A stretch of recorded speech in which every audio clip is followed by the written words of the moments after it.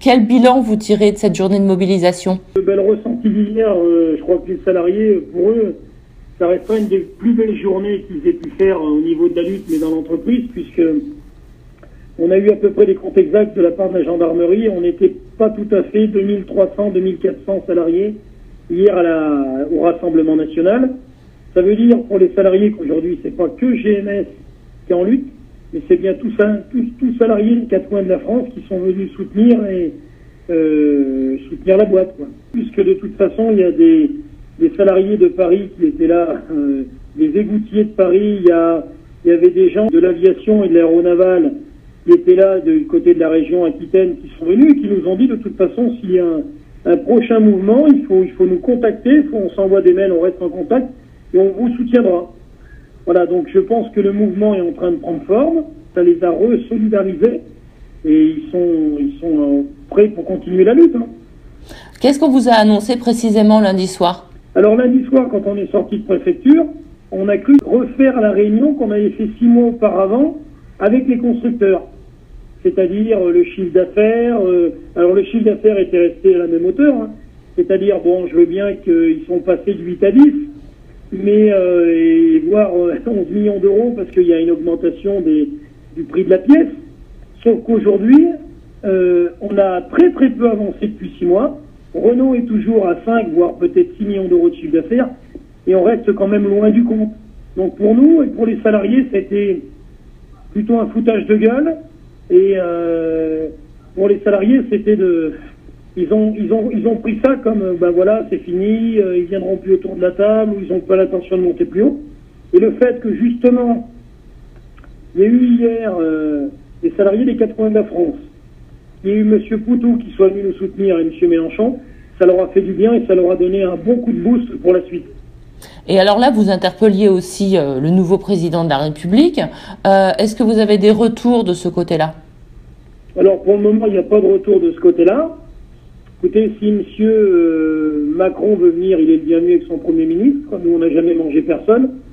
Ce que je trouve un peu dommage, c'est que quand il était ministre... quand il avait un poste au ministère du Travail, il avait déjà notre dossier, il n'en a jamais fait plus de cas que ça. Bon. Aujourd'hui, ce qu'on peut penser, c'est que s'il est président de la République, il va peut-être avoir les moyens de dire aujourd'hui, c'est moi le patron et c'est pas PSA et Renault, il faut qu'on se mette sérieusement autour de la table. Voilà, la balle est dans son camp, donc s'il veut venir, il vient rapidement, s'il veut pas venir, ben, il reste où il est, puis il va pouvoir continuer sa politique. D'accord. Et vous, de votre côté, bon, vous avez annoncé que vous aviez piégé l'usine, vous avez commencé à détruire des machines. Quelle suite vous envisagez en termes de mobilisation au quotidien? Alors, quelle suite? Déjà, à midi, on se rassemble, on explique un petit peu ce qu'on aurait décidé pour les jours à venir. C'est-à-dire que jeudi, on a une réunion en préfecture qui, normalement, doit toujours avoir lieu et qui a été organisée par monsieur le préfet qui s'est avancé devant les 30 personnes présentes lundi à la préfecture, comme quoi il était impératif d'avoir une réunion jeudi avec les constructeurs PSA et Renault, mais aussi à rappeler autour de la table le groupe Magnéto, qui est un groupe important dans l'emboutissage, qui n'avait pas fait certes de l'état d'intention, mais qui semblait intéressé par rapport à une très belle usine.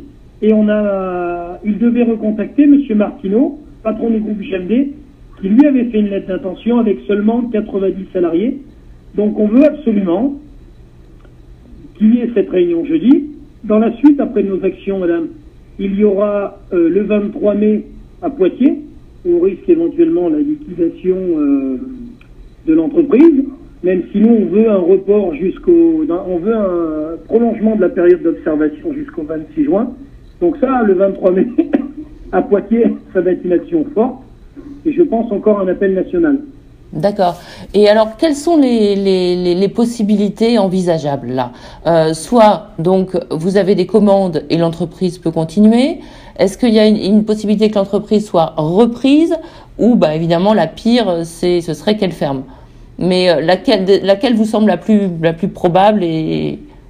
Ah ben nous, ce qu'on voudrait, madame, c'est que ça soit repris avec un maximum de salariés, puisqu'on l'a toujours défendu.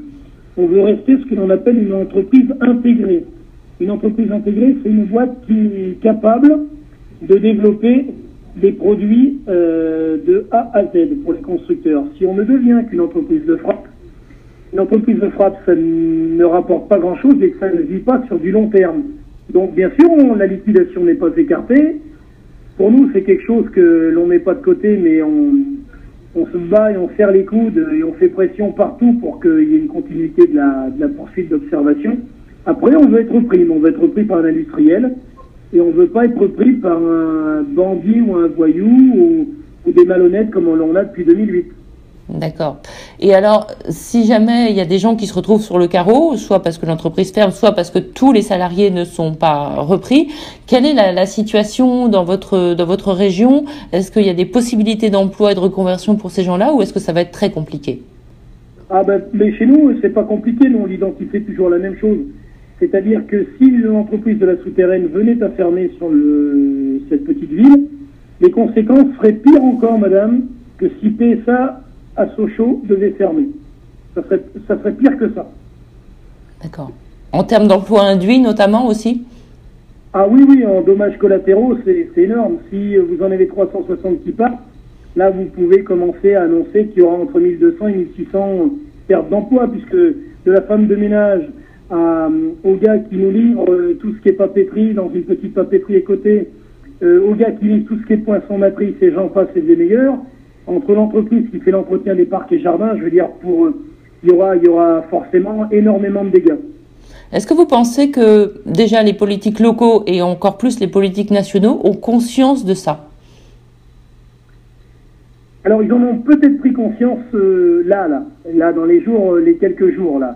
Mais ce qui est dommage, c'est qu'à part notre député Michel Vernier de la Creuse qui en avait pris conscience, c'était pas du tout le cas de monsieur le préfet de la Creuse. Pour lui, il n'y avait pas d'affolement à voir, tout allait bien. Même quand il recevait notre direction de bon à rien d'italien qui était vraiment, vous auriez même pas donné votre chien à garder à ces gens-là.